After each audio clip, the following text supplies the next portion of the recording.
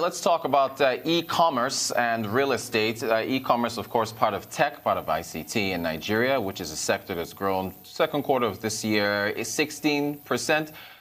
Real estate, on the other hand, that's been in a recession for quite a while. But can the disruptive nature of e-commerce at least transition and transform the commercial real estate sector in Nigeria? Shuaib Olawoyin from Financial Derivatives Company Limited is live joining me to discuss this right now. Good morning to you, Shuaib. So over the years, payment systems have metamorphosized from a cash settlement system to electronic payment system, which has created a series of disruptions and innovations around business and easing consumer spending, payments, and investments. Also increased the velocity of circulation of money. Now, how has the payment system in Nigeria today aided the e-commerce industry, and how can that filter through to real estate? Thank you for the question. So looking at the payment system in Nigeria, you discover over the years, the payment system has actually moved from the cash-driven economy to a cashless economy.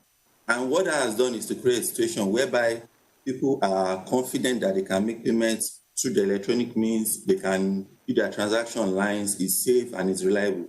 So what the e-commerce has done is to see those potentials and those functionalities from the cashless and electronic payment system and jump on that to build an industry around it.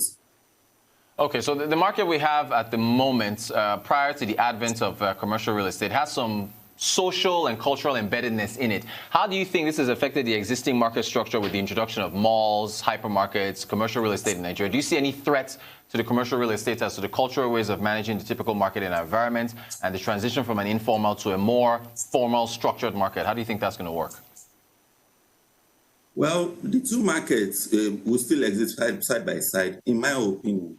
In these environments, we are so driven, we are socially and culturally aware people. So we still see a market as a place where we go to bargain, to meet friends, to interact with people. So what the commercial real estate around this area is looking at is a situation whereby people equally get to have a place where they can do their businesses, conduct their businesses in a more formal setting. At the same time, creating a platform whereby a bit of what they enjoy from the informal sector can be transferred to the formal sector. So a typical example is having a mall or like a commercial space for a formal market that we equally get to offer other things, such as having to go to a mall to shop. At the same time, you can equally get to make your hair, you can see a movie, you can have a recreational center in it. So it's all about creating new things around the formal sector that will incorporate the informal sector into it, so that the cultural sector, the cultural part of the informal sector can be part of the formal sector. Great stuff. Do you see any, on the matter of distressed real estate assets, do you see any opportunity for them to be traded on the secondary markets?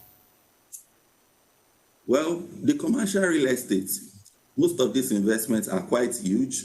They're a bit on the high side, and most of them are actually in a very pricey area. So for commercial real estate in this environment, it is not something that will be traded easily. They are not that liquid. So it will probably take a while before someone can get to pick them up. However, any investor that is looking at such properties will need to be a bit more creative. Some of these malls are big enough to run as a sports arena. Some of them can be used as a major warehouse. Some of them can be used as major distribution centers. So for those in the e-commerce space, can equally look at those assets and jump on them to invest and see how they can be used to play around their businesses and achieve more revenue in the long run. All right. So, of course, the current pandemic has created the need for social distancing and limiting contacts to prevent the spread.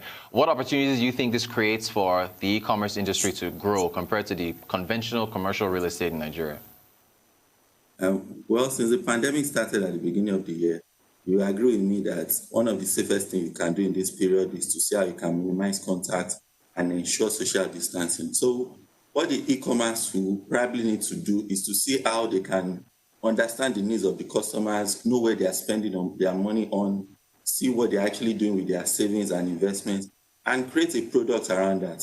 In the Nigerian environment, whereby our GDP is not as robust as what you see in the Western nations, so it means that people are actually committing a lot of their money into food, shelter, and clothing. So it's all about understanding the customers, rating what they can get, and understanding the peculiarities of this environment through logistics support, managing security issues around movement of goods and services, and ensuring that people get what they need at the right time under the right condition. All right. So as far as the peculiarities of the Nigerian environment is concerned, how do you think that's going to affect e-commerce and its growth? Okay. In this environment, you agree with me that the way we do business here is quite peculiar to what you see in other parts of the world. Nigeria is a very big country, but we still have some logistics issues here and there. There are security concerns in some part of the country. There are government regulations and issues around taxation. So anybody that is interested in investing in the e-commerce space in Nigeria should understand those peculiarities and see how it can be managed to achieve a sustainable business. A typical example is the concerns around the supply chain and the movement of goods and services around the country. So if I need to make payments or do a delivery for someone in Medical, it will probably not make an economic sense to look for a vendor in Lagos to handle that delivery. Rather, it would be smarter to move to the Middle Belt or somewhere in the north and ensure that there is someone that can deliver the goods in the right condition and with the right specifications to that customer. So it's understanding the peculiarities and ensuring that customers are met at the point of their needs. Fantastic stuff. Shuaib Olawoyin of Financial Derivatives Company Limited, thank you for taking us through that. E-commerce and real estate, how it can impact it.